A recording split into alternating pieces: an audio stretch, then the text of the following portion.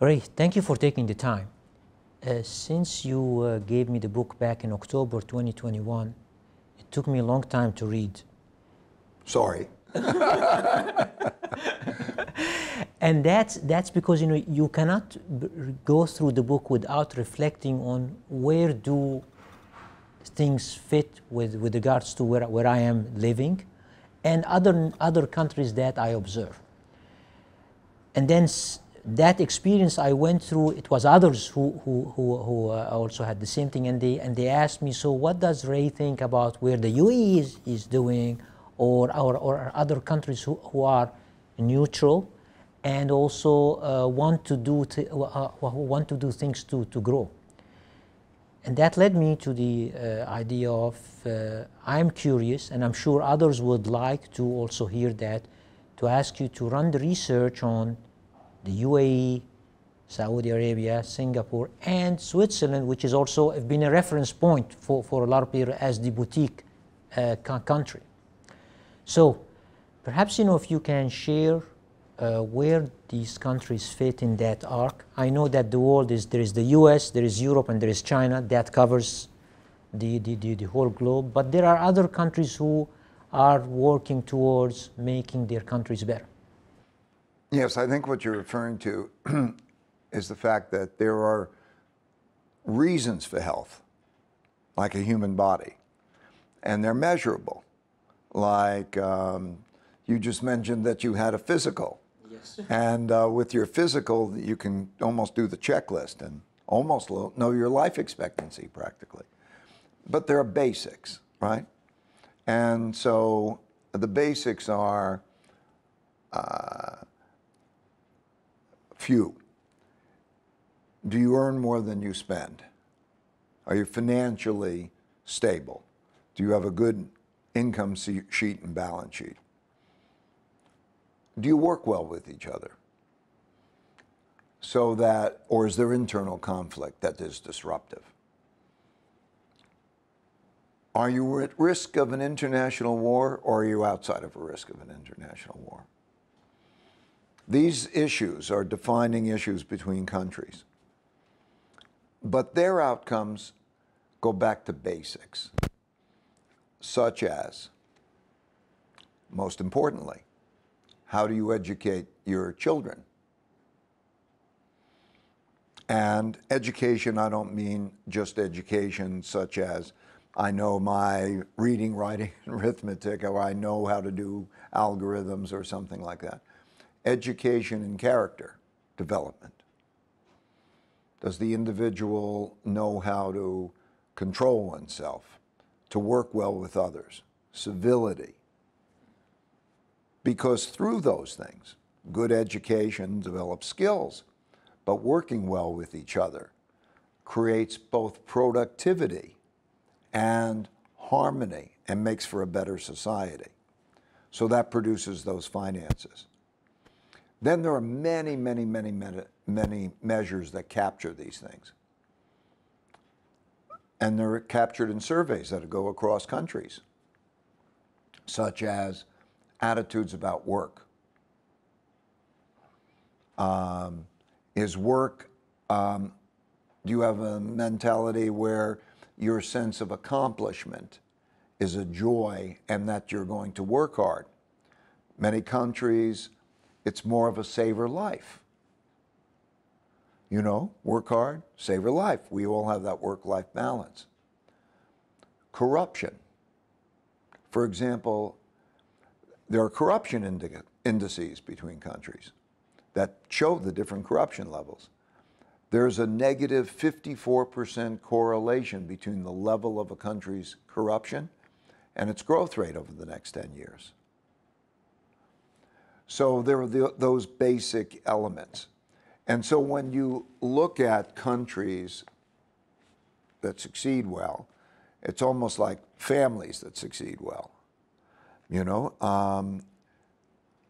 Are they well educated, well behaved? Do they have harmony? Do they have those solid values of being productive, or is there corruption and so on? And I'm defining success as really mostly economic success I'm measuring it. Some societies might say that there are other measures of success. And then I would use other measures for other measures of success, you know. Also, the cost of an educated person. In other words, education matters, but those countries that have educated people working cost effectively, such as India, are very, very competitive because you can get more value. You can get an educated person more cost effectively in countries like that.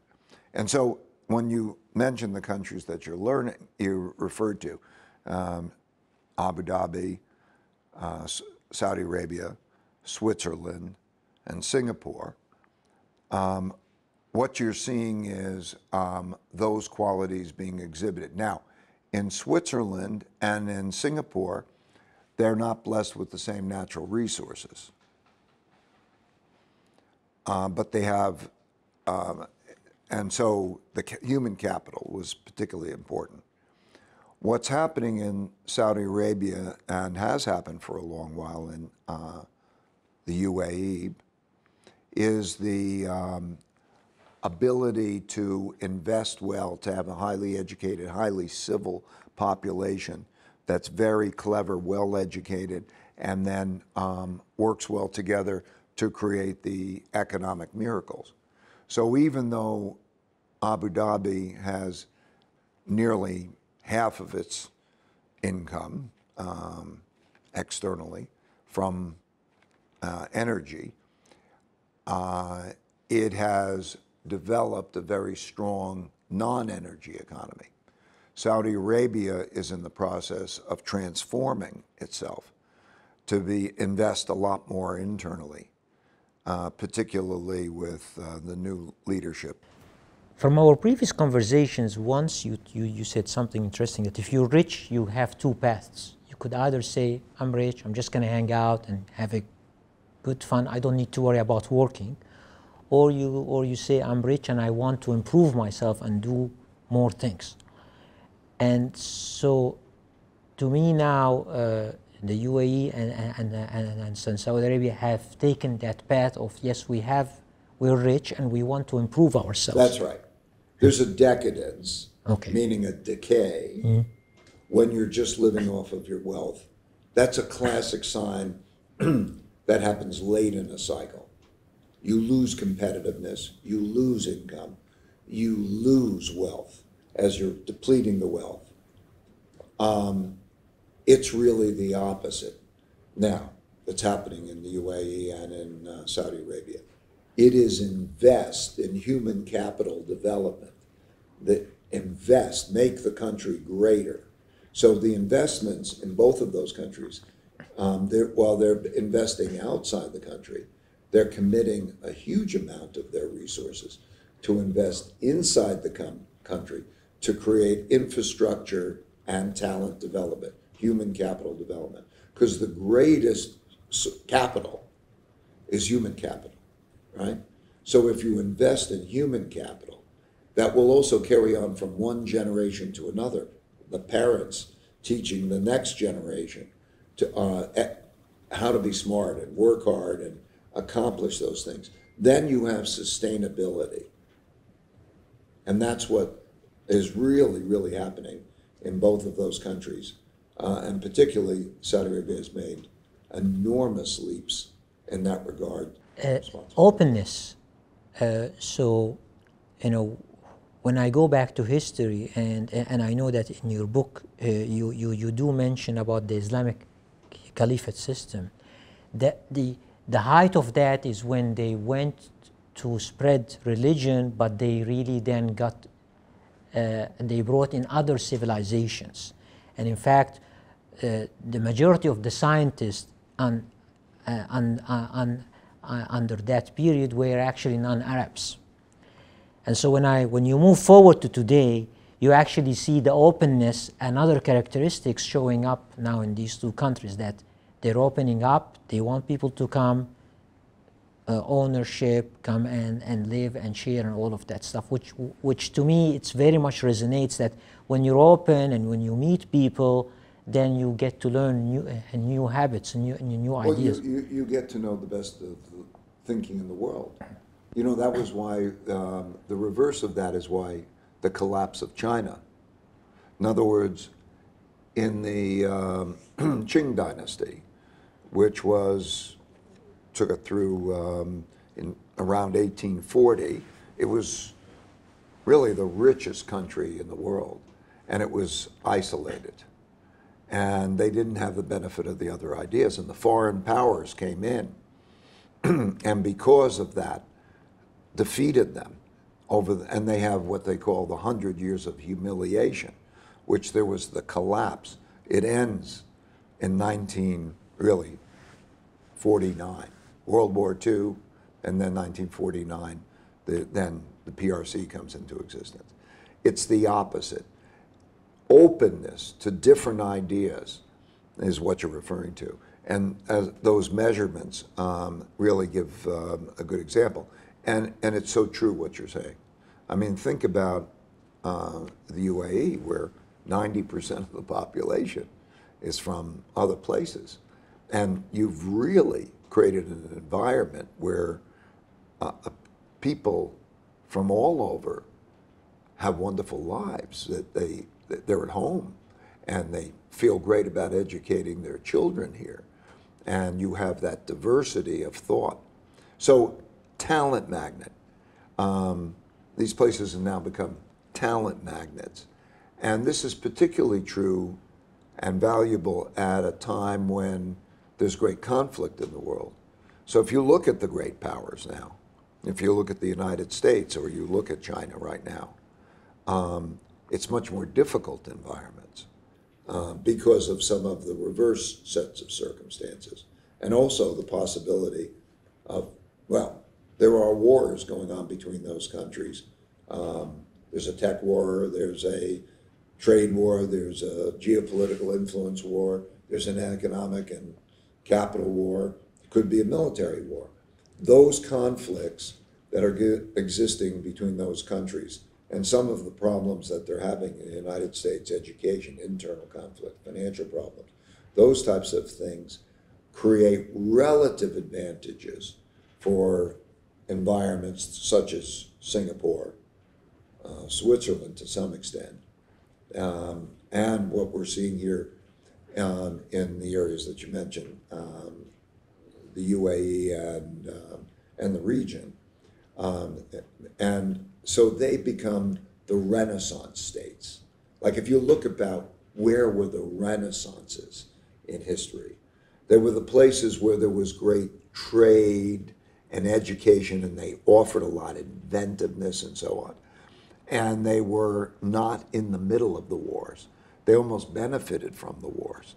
And so talent magnets, yes, as you're describing, they're talent magnets. They're bringing these intelligent people. They're educating their populations well, and they're bringing that diversity of perspective to take the best of the best in a world now where there's strategic competition.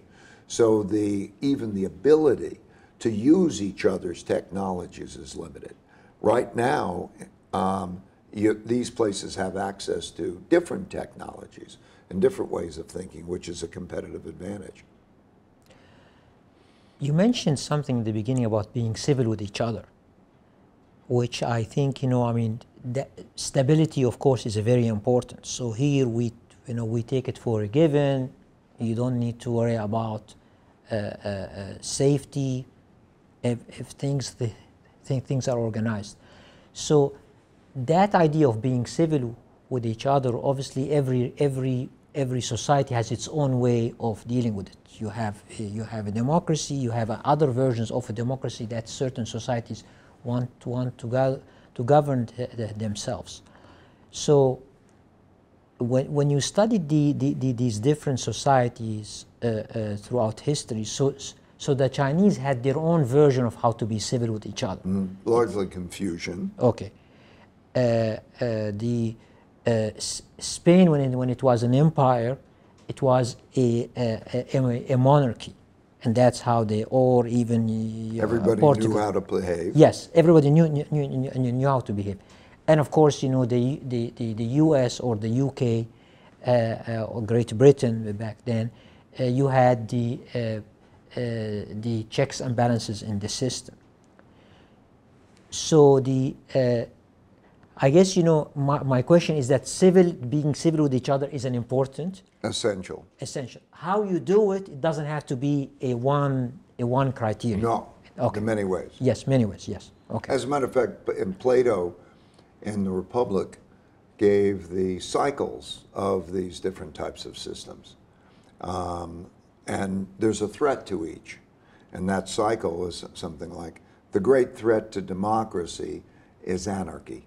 What happens is when people start fighting with each other, and then rule of law is no longer as dominant power, then there's this great conflict that causes a revolution or civil war of types. And then in this cycle, then the despot comes to power. And the best was the benevolent despot. In other words, the autocratic leader, but who puts the population first. He believed that that was the best. Okay. You know, put the population, the wise, and he knew how to put the population, but he provided the leadership. And then history has shown that sometimes power corrupts, and absolute power can corrupt absolutely. And sometimes you get then the leader who comes along, who is not as strong, not as capable, more self-focused, not as, and then you have another revolution. And that other revolution produces more change. So you see that none of these systems have existed forever. And each system has more of its time. You know, there's an environment. For example, in an environment of great conflict, you see that then you become more autocratic in the leadership. Because fragmented decision-making in a war, for example, makes for an ineffective side in that war. They're fighting internally as well as externally. So you see that that cycle revolves. But you see civility. You see that you can simultaneously work well together and compete. Work well together and compete. And of course, the magic is taking the talented, creative, can-do, entrepreneurial type of person, and I don't mean just in business, maybe it's an entrepreneurial type of person in science, somebody who can imagine the future and make it happen, and get resources to them. So that's one of the reasons that capitalism has been effective as a means of getting, we're all trying to find who's the smartest person who's then going to take that and convert that into productivity and so on. So capital, rule of law, capital, and the talent is the magic ingredient. You take a talented person and you put capital to that talented person and you create an environment that works well and you have prosperity. I want to go back to finances also because you touched on it at the beginning. So all of these countries, they have their finances in order, as in, you know, they don't have too much debt, and also they are earning more than they're spending, or there is a break even for the commodity that they sell. So that must be also another ingredient that allows you. It's so basic, yeah. Look, there's no difference between an individual's finances and a country's finances, other than the country has the ability to print money. Okay. That's the only, okay. So if you spend more than you earn, you will produce a debt. A debt must be repaid. That'll either be in hard money or in soft money because you print it. And so it's not the same for countries. The income statement, the balance sheet, is very much like in individuals. If you're earning more than you're spending and you have a good balance sheet, then you have the financial health. If you don't have financial health, then you don't have health, because a lot of this is all about living standards. I mean, what do people want? If you don't provide them with good living standards, you'll have a revolution. So that requires financial health. And the financial health is the same for a country as it is for an individual, except the central banks can print money. Any advice you want to give these countries? Again, I just want to emphasize the basics. The things I mentioned before: earn more than you spend, be civil, rule of law, healthy competition, and don't go into an international war.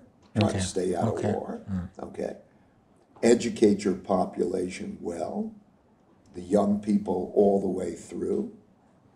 The issue that you referred to in terms of civility, it's difficult when you have to enforce it, as distinct from when it exists within the people.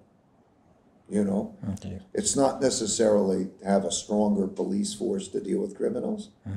It's to have an ethics and a way of being within the people that doesn't produce the problems. So it's those fundamental basics, I think, that equal opportunity. It's funny, you watch the dynasties in China. I studied the rise and decline of the dynasties in China, and I found equal opportunity is very, very powerful because it accomplishes two things. It brings talent from wherever it exists. You can never tell where the talent is going to come from. So by having equal, broad-based talent, you have access to greater population of talent. And that means that we're going to have a greater probability of finding the talent that, together with the capital and so on, will make good results. But it also creates a sense that the system is a fair system. A lot of revolutions take place, and they're devastating. A lot of revolutions take place because the people, there's a big wealth gap. And with that wealth gap, they feel the system is not fair.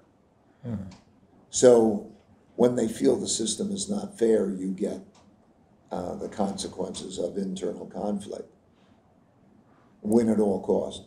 So we're seeing more of that in the United States now, right? You're seeing more of the differences in not only economic circumstances, differences in values, and more populism. Classically, populism begins to emerge. And you could tell populism. And there's left and populism of the left and populism of the right. And those are people who say, I will fight and win at all cost. So working it out with the other side is not the primary objective. Getting what they want is the primary objective. And that creates the ingredients of conflict. Conflict produces inefficiency at first, and then it produces, worse than that. In summary, okay, it's the fundamentals, it's the education, it's the how you are with each other, it's the finances, the balance sheet, it's all of the things that through time, probably your parents tell you, and so on you've seen through time. The advice that I would give is measure it. Okay, I have 18 measures of these things. It's like a health index. And by measuring, what is your degree of corruption? What is the amount of debt? What is these things, those health indicators? By measuring those health indicators and looking at whether you're improving your health indicators or that they're deteriorating in an objective way, then one has a guide for that. And then beyond that, one has leading indicators. Just like if you go for your annual physical and you look at those things and you're a certain age and you're doing certain things, that they can estimate your longevity, the same is true for the country's well-being and your financial well-being. So I would say it's those fundamentals we just talked about, but then measured and using self-discipline and knowing also where it exists in the world. You know, yeah. like, why am I here? Okay? Because the world changes and things change. So know where they are, appreciate them, grow them if you're growing your country, but also find them and appreciate them. So you really want to keep a mark of what's going on and comparing it to others. So this becomes a guide for all of that. Ray, thank you for taking the time to share your insights on this. Such a pleasure. We've known each other for a long time, and I think we all know these things, you know? Yes, but I think, you know, just the fact that you reflected it on a country and then looking across the globe and studying through history, to me, it focuses people's attention, whether, you know, I think it's a policymaker or somebody living in a community, because these are essentials for a family and for a country. Thank you, sir. My pleasure.